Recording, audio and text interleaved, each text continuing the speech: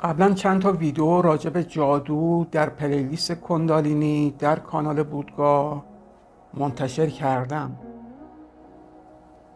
این ویدیو با اونا فرق میکنه و البته دیگه توی پلیلیست کندالینی نمیذارم و توی پلیلیست امور ذهنی میذارمش، چون عزیزان عمده جادوهایی که اتفاق میفته ربطی به کندالینی نداره، در حیطه امور ذهنی و روانی هستش، به اون صورتی که الان میخوام براتون شرح بدم. ولی قبل از اینکه جادو رو از دیدگاه ذهنی و روانی براتون شرح بدم، میخوام بگم که از لحاظ علمی جادو امکان پذیره، جادو ممکنه.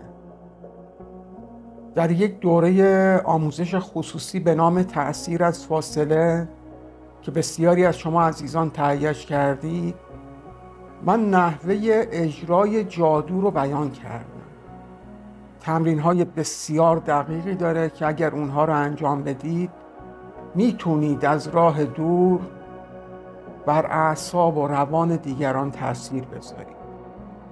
میتونید بر کالبدهای پرانیک و کالبدهای ذهنی دیگران از راه دور اثر بذارید.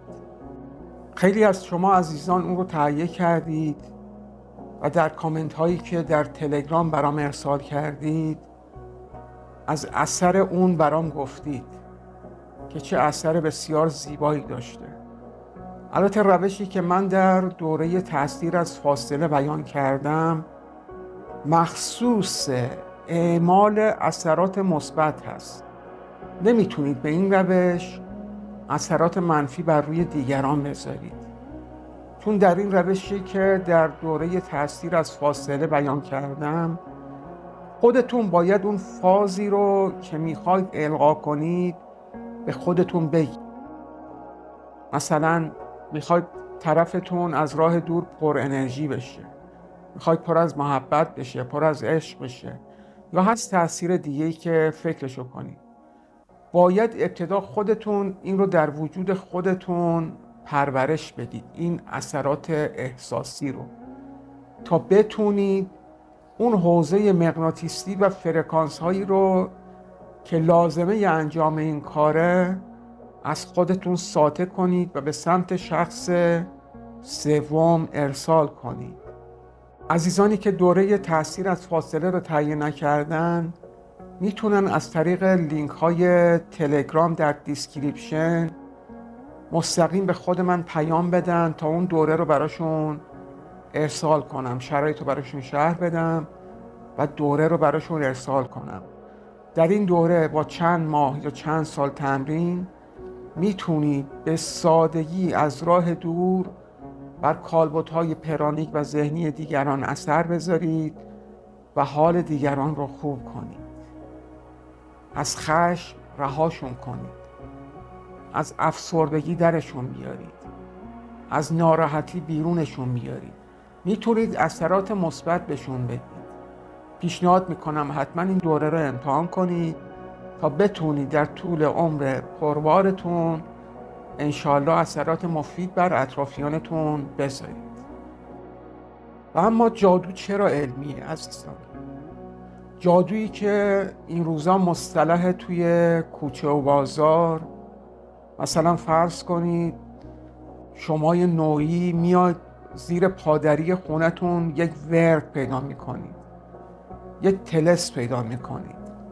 یک همچین جادوهایی، همچین طلسمایی خیلی مرسومه، خیلی به من پیام میدن، به خصوص از کشورهای پیشرفته دنیا. خیلی عجیبه، مثل انگلیس و آمریکا پیام میدن که یه همچین موضوعی براشون اتفاق افتاده، طلسمی پیدا کردن توی خونشون و داره زندگیشون رو تحت شعاع قرار میده، داره رفتار اطرافیان رو تحت شعاع قرار میده و داره زندگیشون رو متلاشی میکنه. عزیزان دقیقاً به همین صورتی که گفتم داره اجرا میشه. یعنی کسی که میخواد جادو کنه میره یک طلسمی، یک دعایی پیش رمالا، پیش فالبینا تهیه میکنه. به صورتی باید این طلسم رو، این تکه کاغذ رو در دید شما قرار بده.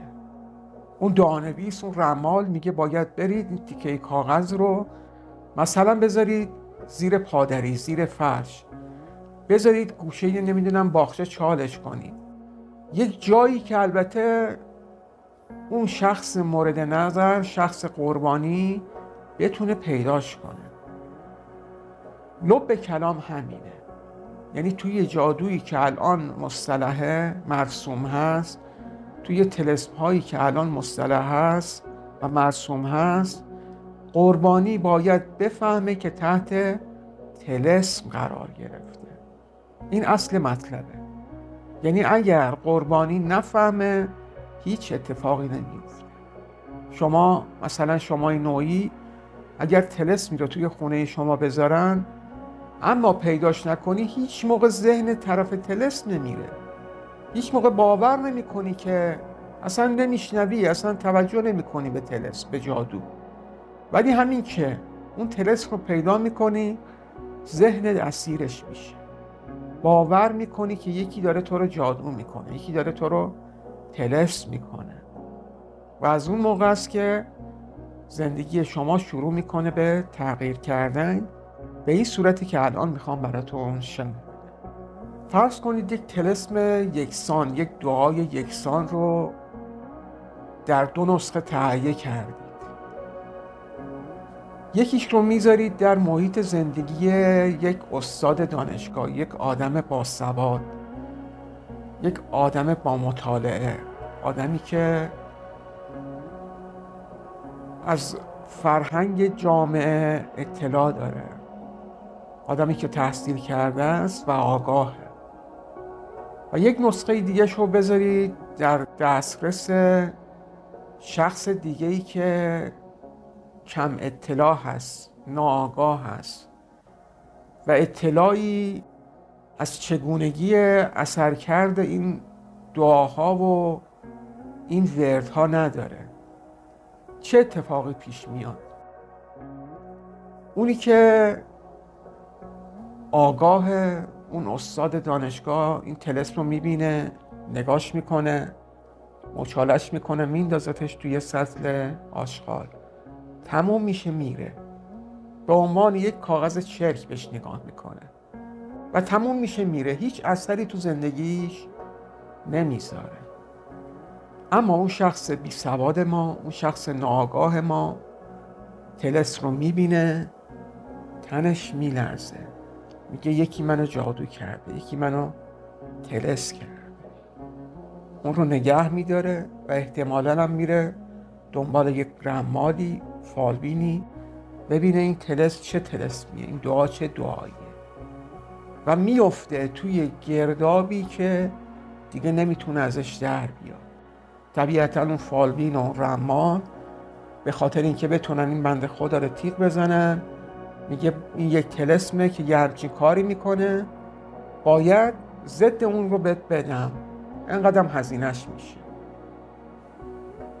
یا ضد این رو میگیره، یا باطل کننده اون دعا رو میگیره یا نمیگیره. در هر دو حالت فرقی نمیکنه.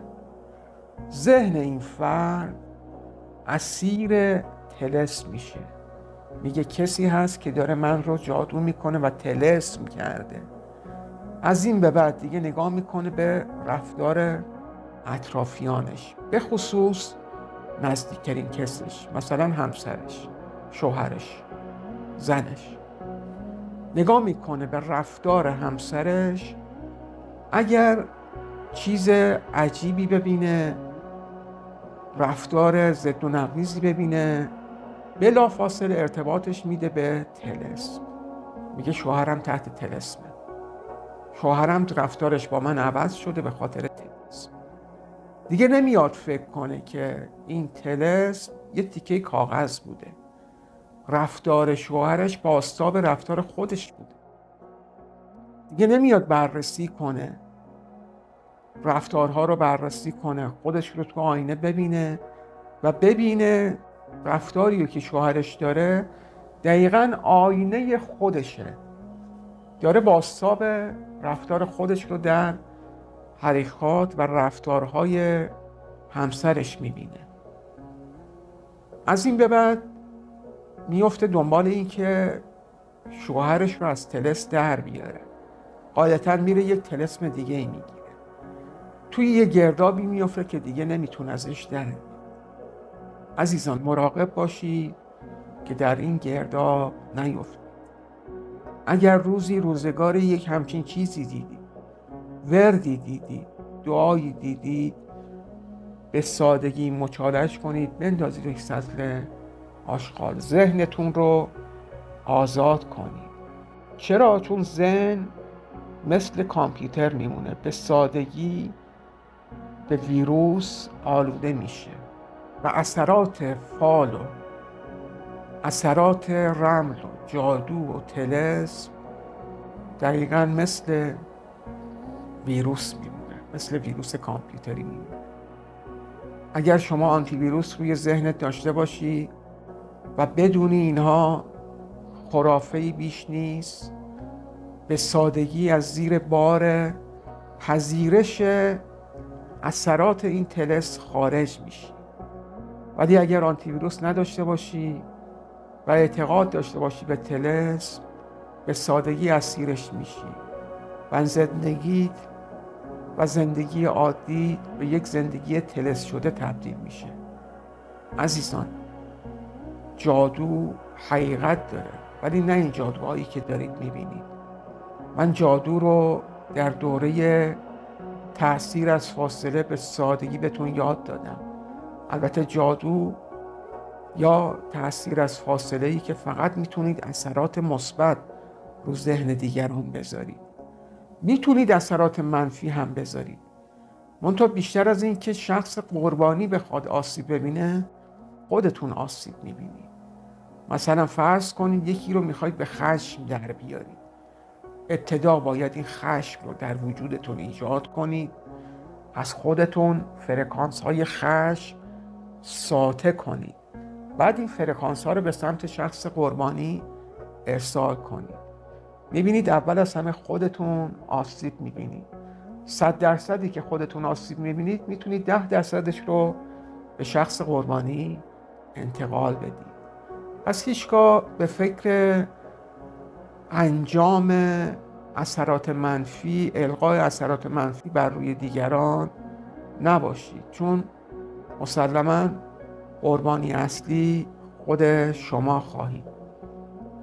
عزیزانی که میخوان این دوره رو تهیه کنن، لطفاً با لینک تلگرام داخل دیسکریپشن به خود من پیام بدن، من جوابشون رو میدم، بعد شرایط رو براشون ارسال میکنم و میتونن این دوره رو تهیه کنن در جوار دوره پورتال قدرت و به قدرت‌هایی تمسک بجوین، به دوره‌هایی دست پیدا کنن که عملاً بتونن زندگیشون رو بهبود بدن و بتونن اثرات مثبت در زندگی دیگران هم ایجاد کنن.